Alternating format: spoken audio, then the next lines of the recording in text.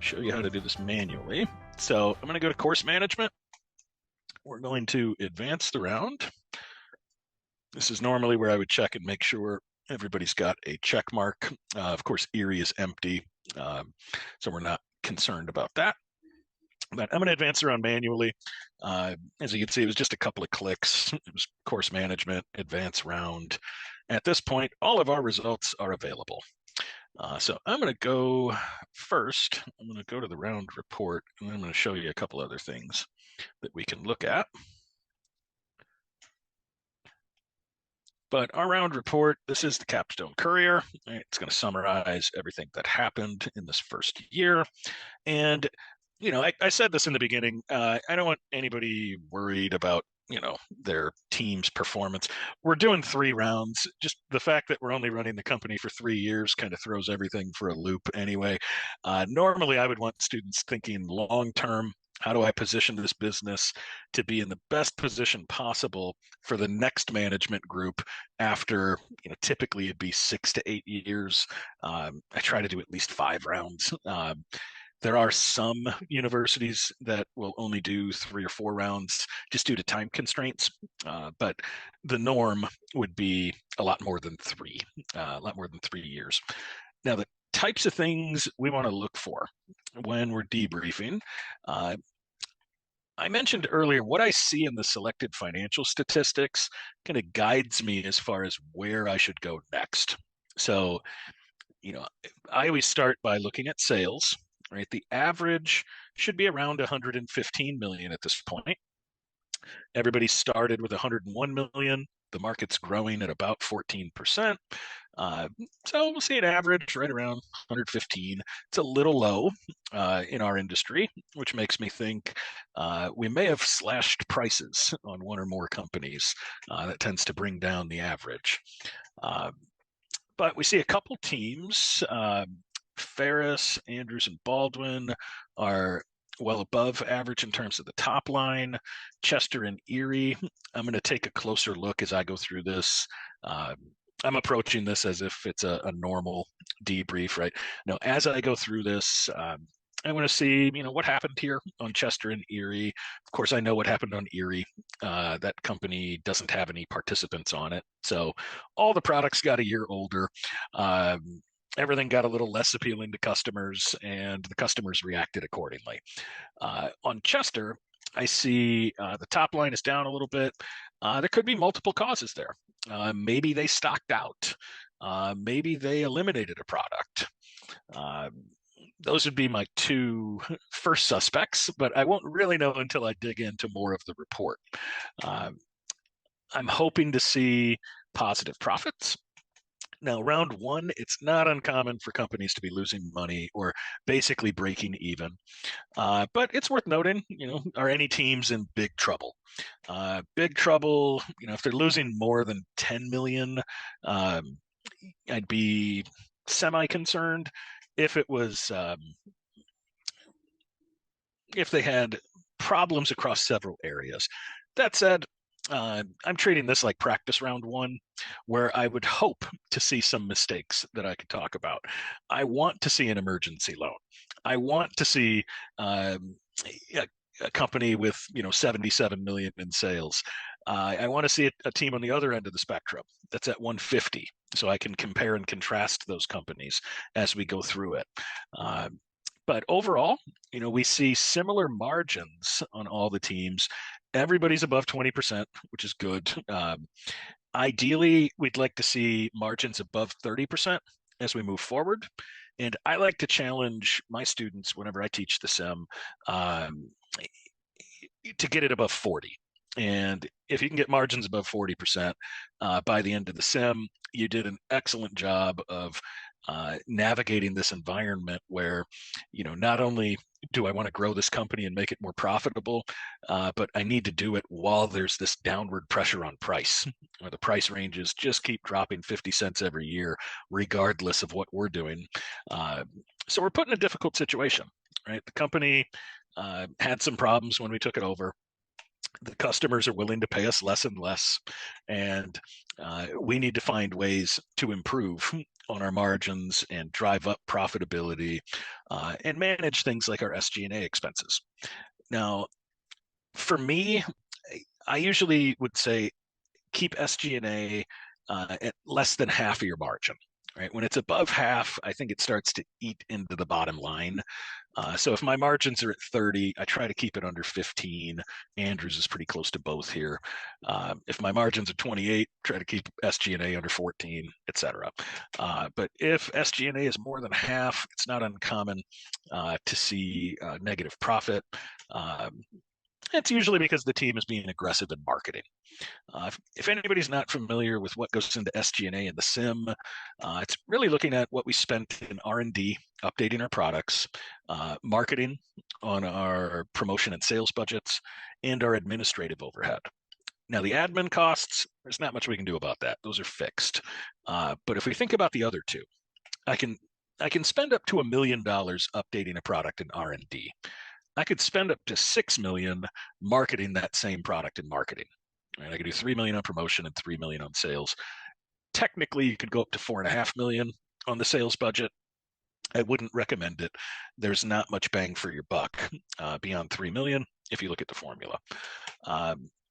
So anyway, if you look at this and one of your teams has, let's say, 20% for SG&A, odds are they spent everything they could on marketing, including on those much smaller products. So as I go through this, and I'm critiquing the decisions that students made, to me, it's fine if they're spending lots of money marketing their cash cows, right? They've got the money to do it. The products are very profitable. They're making over 30 million in sales a piece when you take over the company, and it has the margin to support that kind of spending. But when you get over to your high-end performance and size products, if we start treating every product the same, that's where we can see this percentage kind of bloat and start to really chip away at the bottom line. So the elephant in the room, there are a couple emergency loans. Our loan shark, Big Al, showed up and bailed out a couple teams. No worries. I mean, these are all easily fixed. We'll look at why they happened and how to correct those in round two. I only really start to panic when emergency loans are more than the team's inventory on hand. So we'll see if that's the case on Chester, Digby, or Erie, but my guess is they're not. They only start to balloon out of control when these loans happen year after year after year, and the interest starts to really be detrimental to the team. Just FYI, we do have a name for the loan shark. His name is Big Al. We named him that after Al Capone, since Capsim was founded out of Chicago. But you can tell your students they got a visit from Big Al if you ever see that they took an emergency loan. I've worked with one school. I don't think they would mind if I tell you, but I've worked with Bowling Green University for over a decade. Some of the final presentations they have in class and some of the awards they give are hilarious to witness. There's a professor that very much looks like Al Capone, so he will attend the final presentations and give out the Big Al awards. The most frequent, the team that got the most loans total, the team that got the most visits. They have some fun with it, along with the more positive things that teams do. Stock and bond, Chester, it's all uphill from here. It can't go any lower than $1. This is what I call the check mark approach, right? We're going to go all the way down to the bottom, and then we're just going to fly past all our competitors all the way up above to the top. Let's look at the cash flow just to figure out where these emergency loans came from. You can always diagnose the emergency loan just by taking a look at the cash flow statement. I might have to zoom out a little bit just so we can see the whole page here. Let me see. That should do it. Okay, so let's look at Chester. They took a $32 million emergency loan. So what I'm looking for are the big outflows of cash.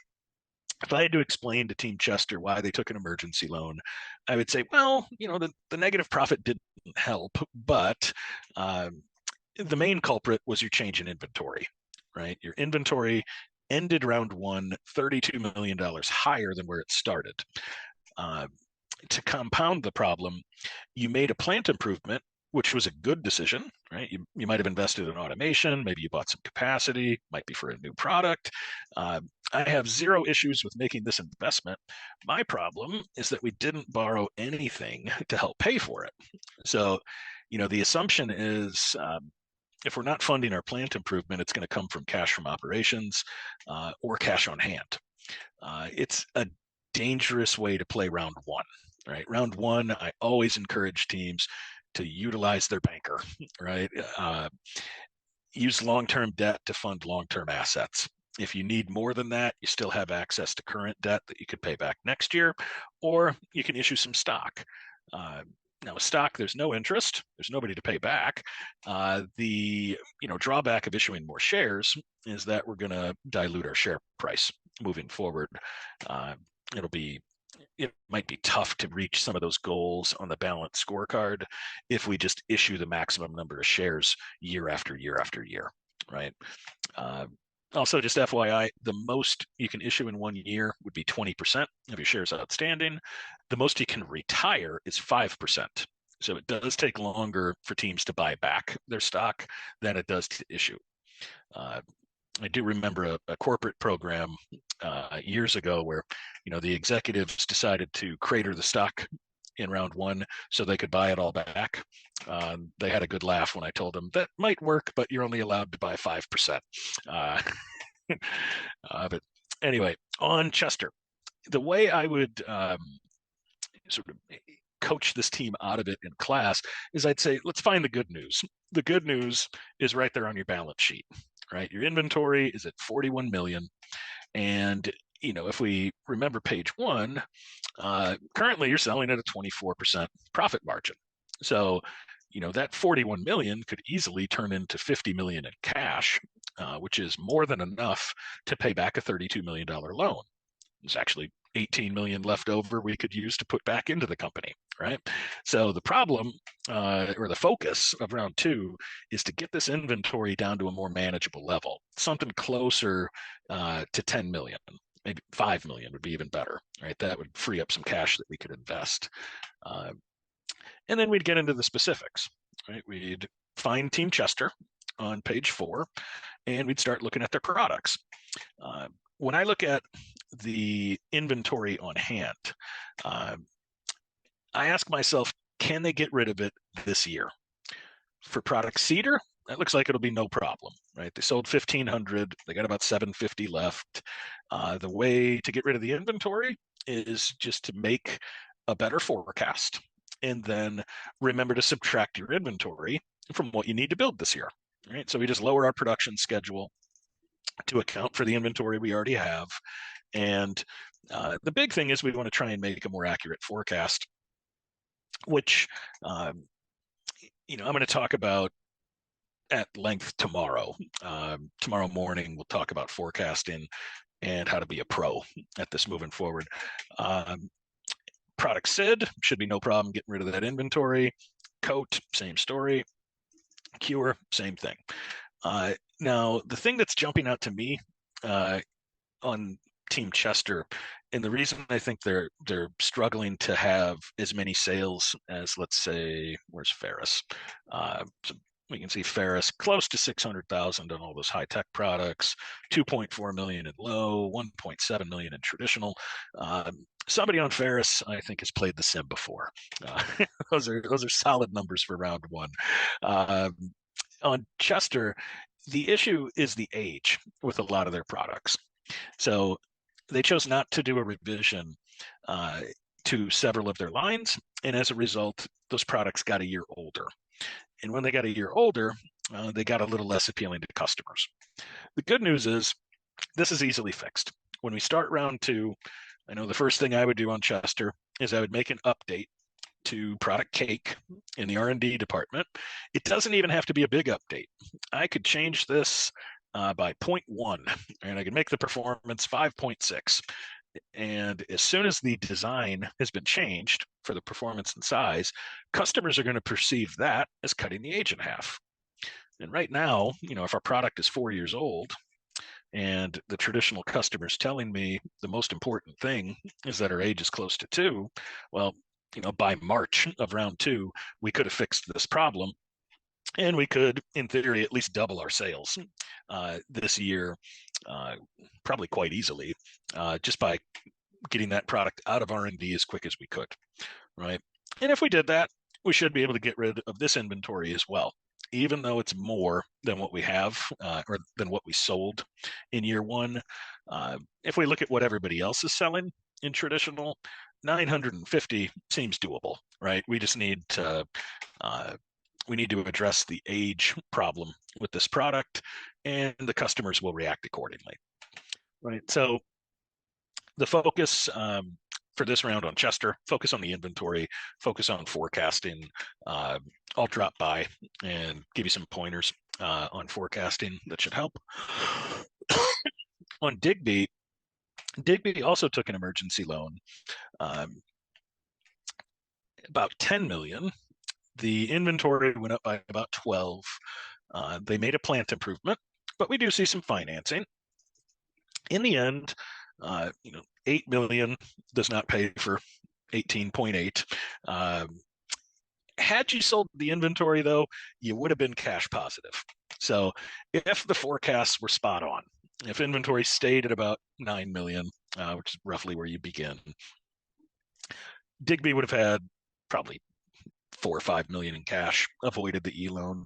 The way to pay back Big Al, though, it's sitting right there on the balance sheet.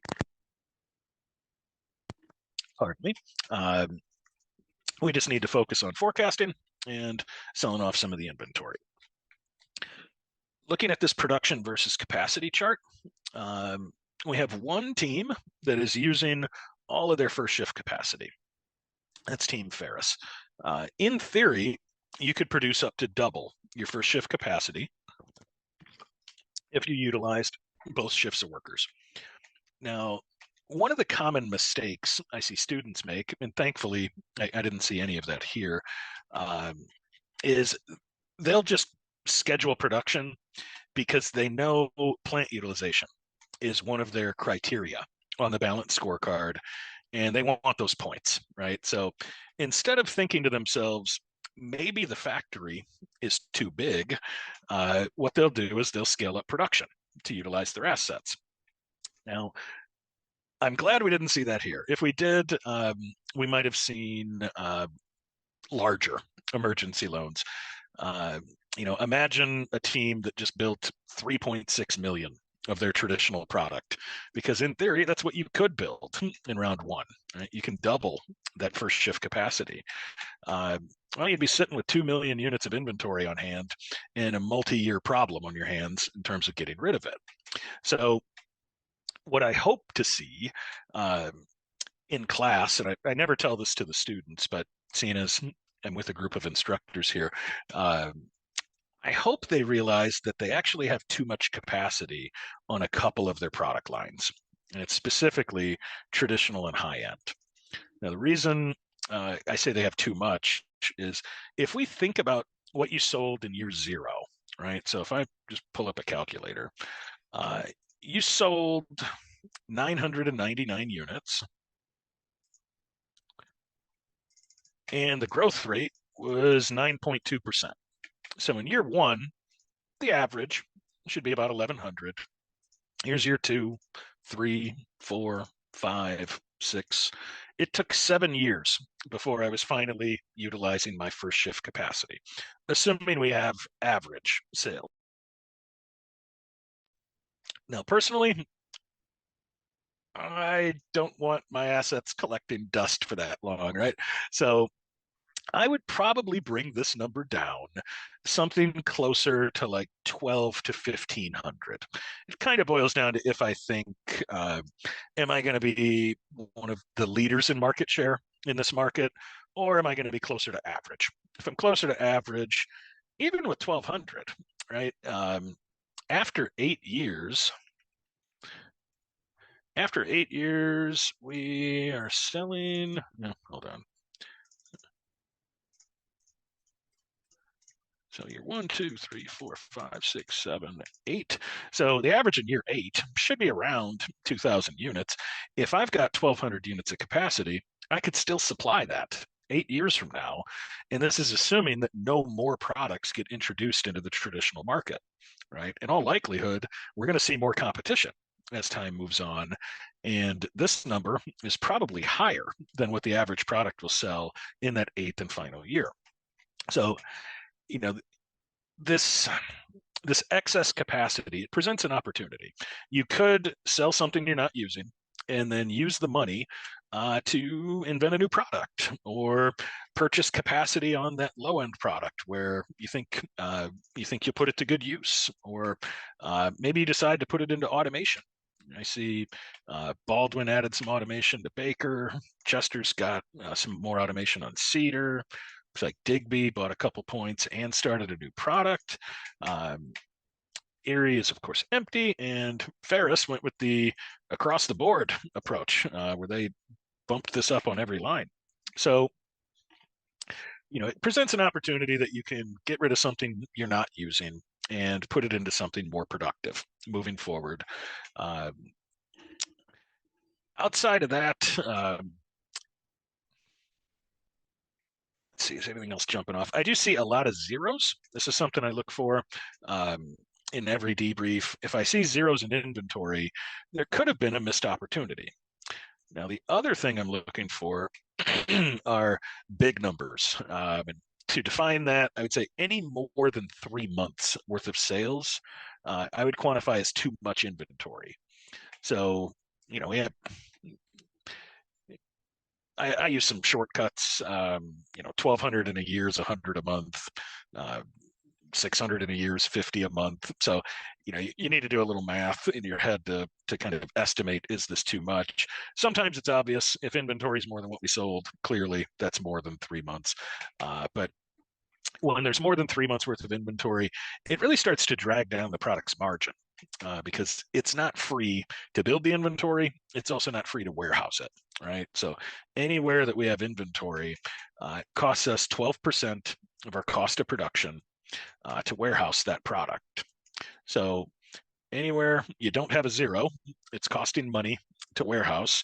Anywhere I do have a zero, well, we might have missed out on sales and let one of our competitors make that sale, make those profits. So what we're looking for is that happy medium. We don't want to run out of inventory, and we don't want to stockpile it. I would say perfect is around 1 month. 1 month worth of sales. If I'm stuck with it, it costs me 12%. If I end up selling it, well, we made closer to 30%, right? So the risk reward, I think, justifies building a little extra. Maybe we do better than we thought we would. Maybe one of our competitors stocks out and their customer comes to me looking for product. The way that we can see how bad a stock out was is by going to the segment page. So if we just look at traditional, who had the worst stock out and who was the biggest beneficiary?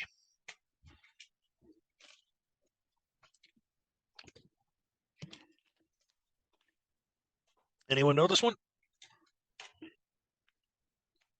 Andrews was the worst.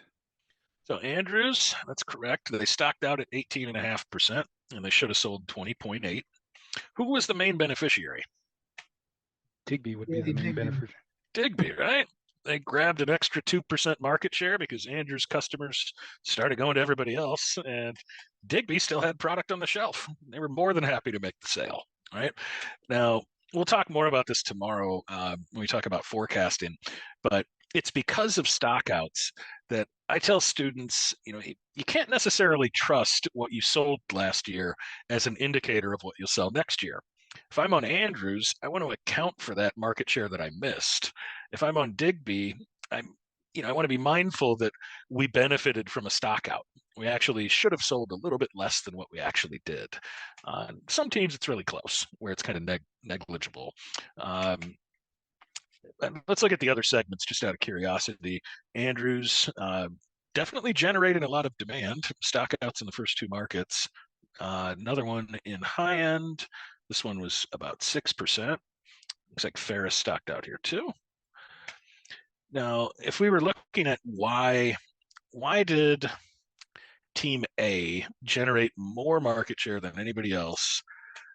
And when we look at their product, they don't have the best score. Why did they have the highest potential? Does anybody have any theories? Was it customer awareness? So that gave them a boost, but this customer satisfaction score, I would say, represents everything. If I look at how the products are today, going into round 2, Bid is actually the best product. It's got a score of 30. Now I could say that's because it's positioned better. Right? Bid is actually closest to the ideal spot. Reliabilities are all the same, so it's not that. The age is a little bit lower than these other products, but they have less accessibility, less awareness, and they still have the highest score. That's primarily due to positioning. But when we look at the results, Baldwin was kind of mediocre. What do we think happened here in round 1? Any ideas? Is it because of the revision date? Like the date? That is exactly right. Did you want to add to that? Sorry, I didn't mean to cut you off. Oh, no, I'm just comparing the revision date. Seems like our product ADAM is available for sale like much earlier than the other 2 competing products. And maybe that's why we sell more. That is exactly right. So when you took over the company, your high-end product was too old in the eyes of customers, and it was pretty poorly positioned. Now, Andrews did not move their product as far as some of the other teams. And going into round 2, they only have the 3rd best product. But in round 1, they had that first mover advantage where for a couple of months, they were by far the best product available. And that really generated a lot of potential sales. Now, once these other 2 products, Fist and Bid, once those were updated, customers like those products better, right? Positioning is really, really important to this group. And both the F product and the B product are both closer to the ideal spot. So, Andrews still has a good product. It's good that they updated it. It's nice that they have an advantage in terms of awareness right now. But at the end of the day, the best design right now, according to the buying criteria, that would go to product Bid, and they should start round 2 as the top seller. Let's look at performance. Nothing too interesting here. No real stockouts. And size market was pretty tame as well. Let's look at the perceptual map. So, at the start of the game, everybody's products were right on top of one another. At this point, kind of looks like a shotgun blast, right? You see some products have stayed put, they've gotten a year older, they might be migrating into a different segment when we see that. So a product like Echo, it's hard to see the others. SID would be in that high tech, and product Duck. So these 3, they might be heading for traditional, or they might get updated this year to make those products more appealing to high tech. In both cases, I would recommend doing R&D, right? If the plan is to go to traditional, your high-end product right now is about 4 years old. And, if I look at the traditional market, the ideal age is 2. So just looking at Erie, since we know they didn't do any updates, your high-end product's already almost 3 years old. If we just let it drift into traditional, when it gets there, it's going to be about 4 years old, and it won't align very well with what these customers want. Whereas if we did an R&D project, even though it sometimes seems counterintuitive, would I move a product up and to the left? In this case, I would think absolutely. I mean, it could make the product quite appealing in a very short amount of time by moving it into traditional. It would cut the age in half. On top of that, we could also, update the reliability for the product, right? It's coming from high end where it had a really high reliability. When it moves into traditional, we could update our product so that the MTBF was in this much lower range and save a lot of money on our material cost. In any case, that should do it as far as feedback for round one. Give you some things to think about as we make our round two decisions.